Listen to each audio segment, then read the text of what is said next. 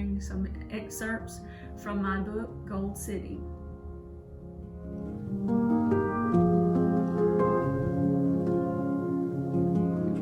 That afternoon, as Laura was setting Travers's lunch out for him in his office at the clinic, she asked out of the blue, "Travers, who is Maggie?"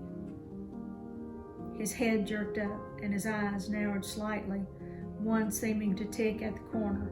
His mouth went dry. "Why do you ask?" She shrugged. "You called her name that night you had the nightmare. Was she your sweetheart?" she teased lightly. He lowered his eyes, shuddering them, and turned his attention back to the journal he had been reading, though his jaw was clenched and his hands seemed to shake slightly. No. That was it. Just a clipped no was all she got. She pressed further.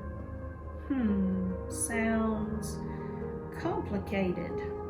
Travers looked out the window, his hand going to his chin. No. She was dying here. "Oh, come on, can't you tell me?" He sighed. "A child." That raised her eyebrows. She'd never considered that maybe he had children. "Yours?" "No." Well, it was obvious he was not willing to elaborate on it. He didn't want her to know, whatever the case, and she would be content with that. She was sure, though, that she would find out sooner or later. She just hated the later part.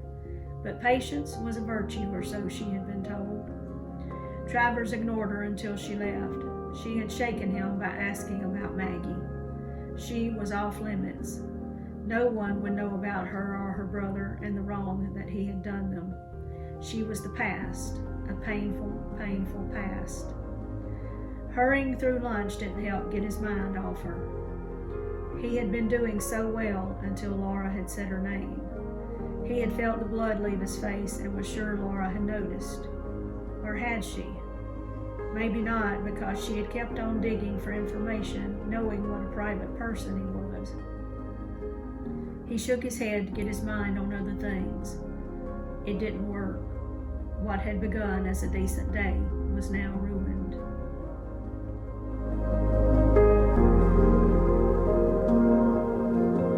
Maggie had hoped that in the days that followed, Travers would call for her. He didn't. Weeks passed, and still she was unable to see him. He stayed in the clinic even after he was able to get around on his own. He was hiding from her, she was certain.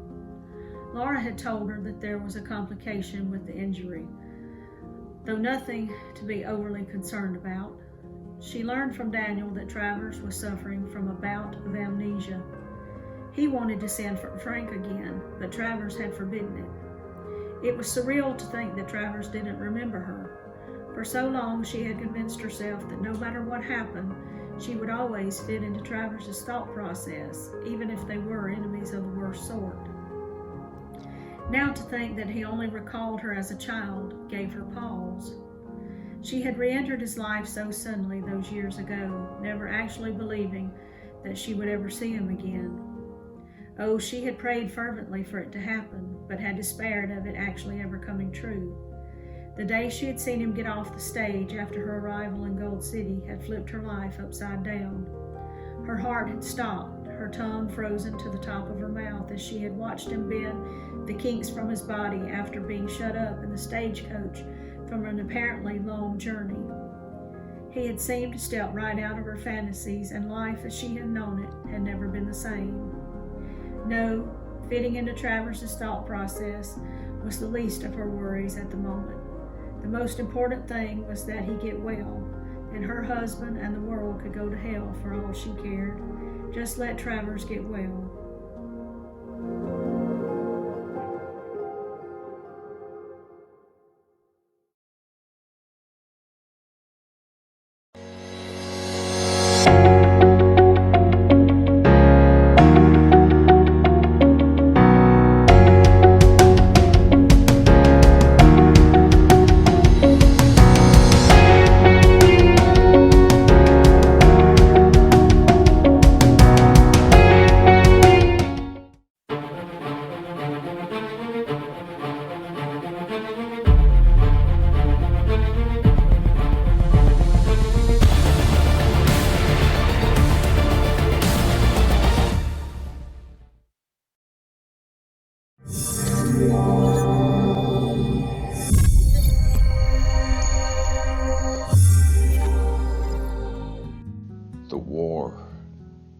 not what anyone thought it would be.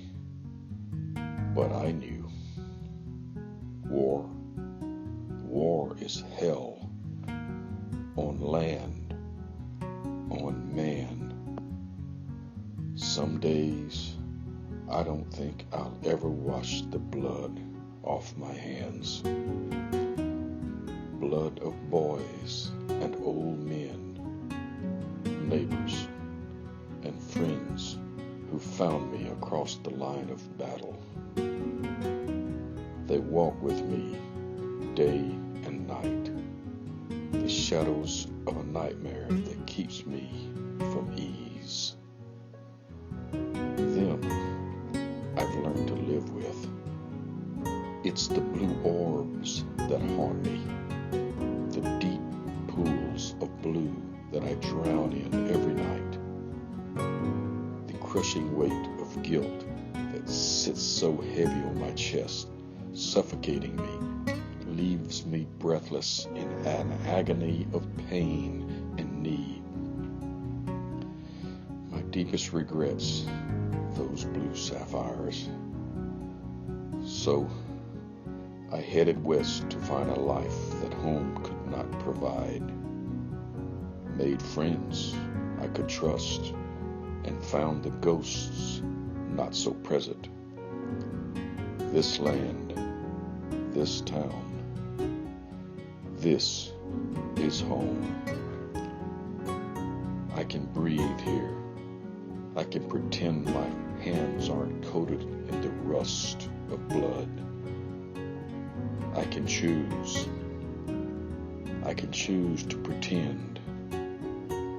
I can pretend that my friend, a former slave, isn't about to die on me because some piece of filth thought it fun to beat a gentle giant.